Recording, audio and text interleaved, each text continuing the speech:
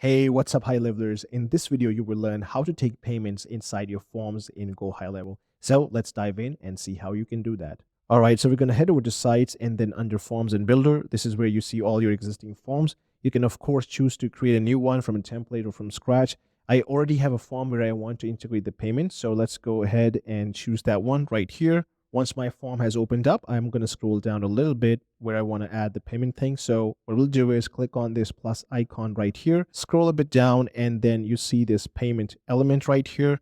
Just drag that where you want it, and then this will be added right away. Now, in order to customize this, I'm going to click on this payment element, and then I'm going to make sure that it is turned to live mode if you want to start taking payments right away. Now, we have some options where we can customize stuff. So as you can see, it says payments right here. We can customize it. So whatever makes sense for you, you can add that in right here.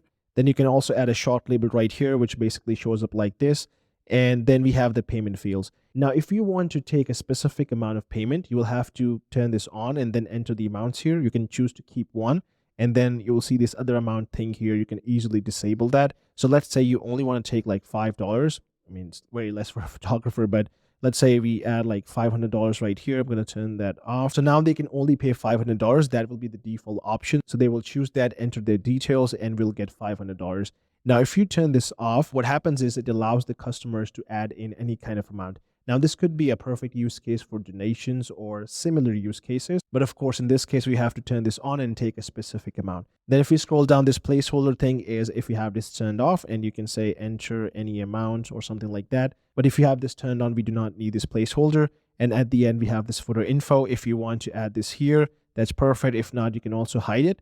And that is your payment element right inside the forms.